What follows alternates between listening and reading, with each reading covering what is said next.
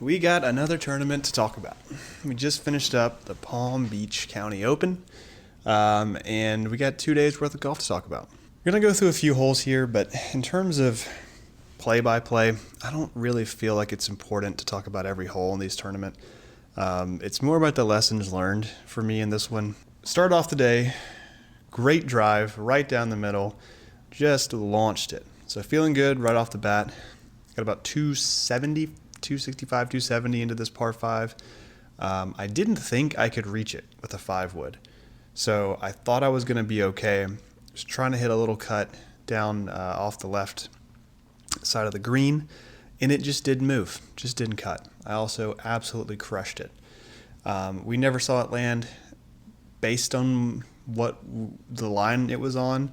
It just kicked over the green into the hazard. So I feel pretty hard done by.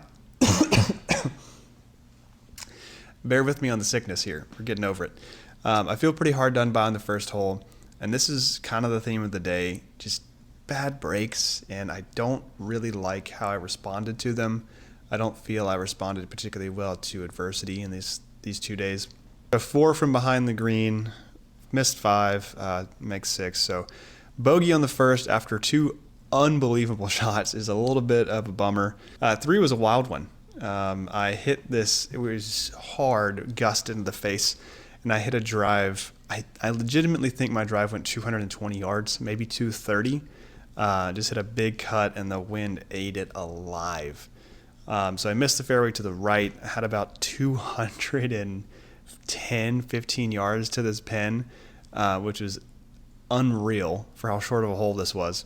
And I just tried to hit a little bit of a 5-iron cut around the palm tree. Just struck it just like prime tiger. I mean, so pure. But unfortunately, I pushed it, so the starting line was a little bit too far right. Caught the palm tree, fell straight down, hit another couple of bad shots to get home for bogey. And again, here we are. I hit a great 5-iron that just clips the palms, and I'm sitting 2 over through 3. And at this point, I'm kind of starting to worry a little bit. This is not the start we wanted. And this is what I mean about responding poorly to adversity. Sitting 2 over through 3, instead of thinking about going and getting it back, I'm thinking, what did I do to end up here? I've only hit great shots so far. But we do bounce back on hole 5. This one is downwind, so we get the fortune of the wind this time. And I mean, I hit my drive like 370 yards or something ridiculous, just absolutely ludicrous. Because it was downwind, and this golf course is hard as a rock. When I'm talking about hard as a rock, we were playing on pavement. Like, these greens were not made of grass. They were made of straight asphalt. That aside, there's plenty of low numbers out there. It's not an excuse. People are still shooting great numbers, so just got to figure out how to deal with it. Anyway, I've got 140 yards to this par 5 for my second shot. Wind is really, really howling. It's kind of helping, kind of off the left, and I've got a ball below my feet here. So I took a pitching wedge and really just basically chipped it, and it just sails up in the wind and just keeps pushing it right. Lands just sort of the green, bounces on, and then I misread the eagle putt, but all in all, pretty good birdie. Next tee shot, I do exactly what the plan was. Which was just go up the right side.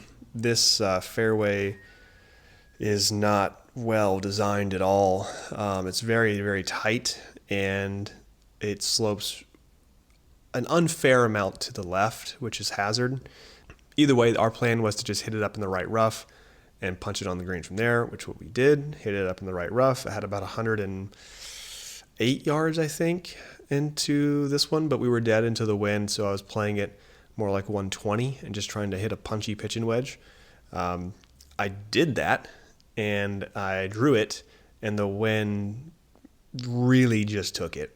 I mean, it was crazy. Seeing this thing off the face, it just went left and left and more left, and it never looked like stopping.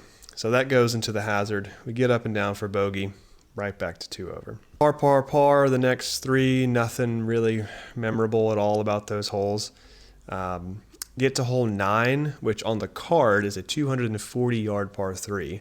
Thank God we were not playing it from there. We were playing it from 190. Wind was a little bit hurting. So I hit a 6-iron expecting to land a little bit short of the pin. Right club choice, not the right swing. Just came out of it, left it out to the right, and we get probably the worst break of the day. Hits the cart path and bounces 40 yards, maybe more. We're now sitting 25 yards past the green. Actually have to take relief from this trailer right here because I'm right up against it and I don't have a swing. I got to go under these trees, over the ridge, and somehow keep it on a green running away from me. Like I said, greens are made of pavement. Hit the perfect shot. I mean, I truly hit exactly what I was envisioning here. It didn't stop. It never even pretended to stop. Ran all the way across the green. Then I hit a terrible chip shot and then 2-putted for a really disappointing double.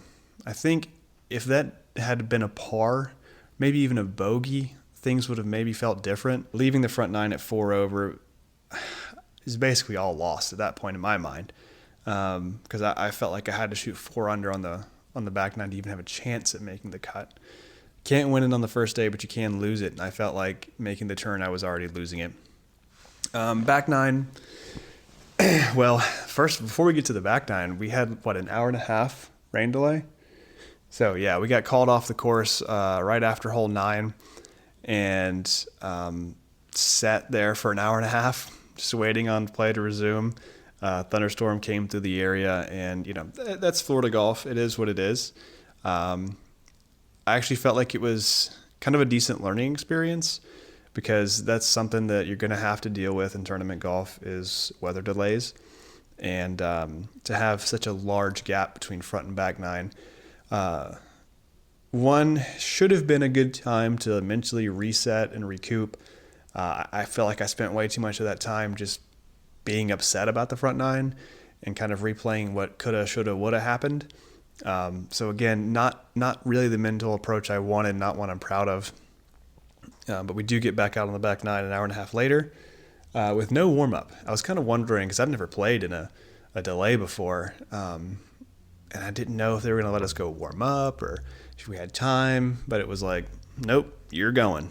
So we were standing on hole 10T, an hour and a half removed from my last swing. Hole 12 was probably the best hole of the back 9. Really tough tee shot here, really intimidating, super narrow landing zone, but I chose the brave choice and took driver anyway. I was really happy with how I was hitting driver, so I felt very comfortable with this.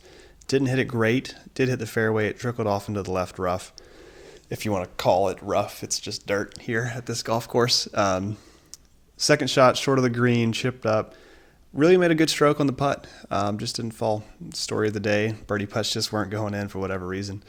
But happy with how I played that hole. Then we go on an absolute tear, 4 bogeys in a row.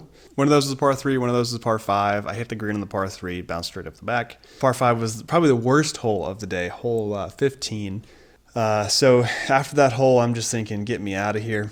Like, get me off this golf course before the next rain delay, because it is getting dark in a hurry. Just get me to 18T, let me hit a shot before the horn goes off so that I can finish the hole no matter what happens.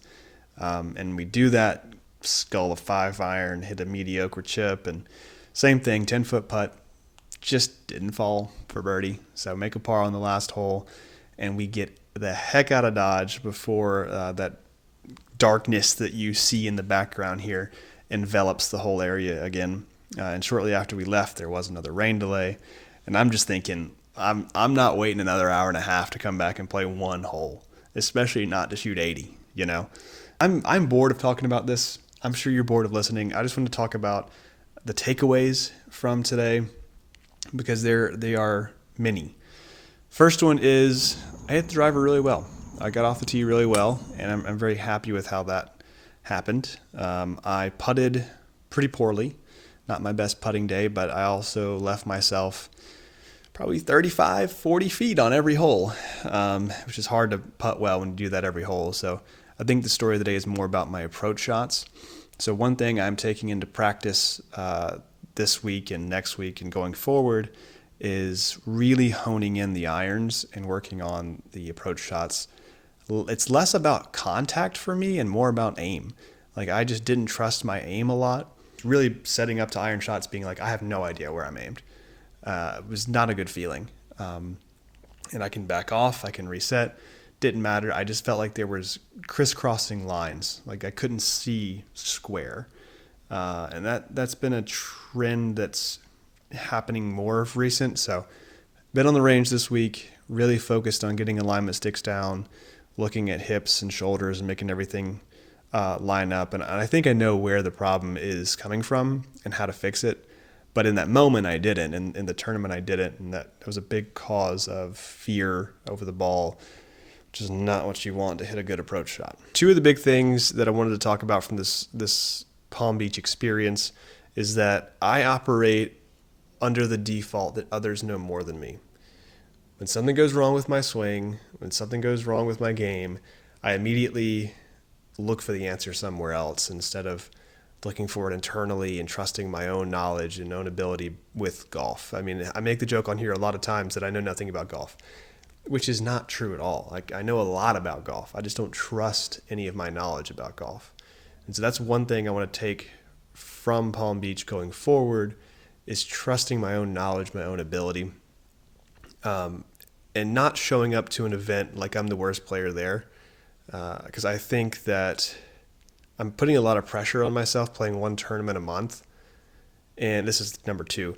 It's just basically like playing a major every month. Like one thing I noticed is these other guys that are there, it's just another day for them. I mean, they're joking, they're laughing, they know each other because they see each other every day.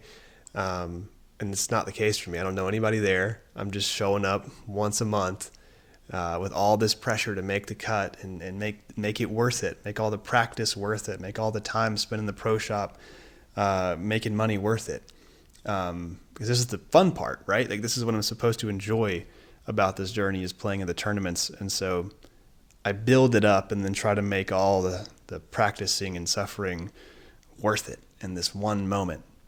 And when I fail to perform in the way I know I can, it just creates this negative loop in my head where I'm like, I'm wasting all of my time if I'm going to perform like this, the one chance I get. So it's just too big of a deal right now for me. And I need to start treating it like any other day.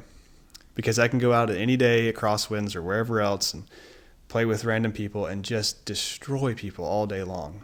In the round I was playing before this tournament, I'm 5 under through 10 holes. I gave a few back, but I still finished under par. And then the next round I play, I shoot 80. And it's like, what happened to that guy that was thinking about the course record 5 days ago? You know, I want to bring more of that into the tournaments, and I think that comes with playing a little more free, playing a little more like it doesn't matter as much.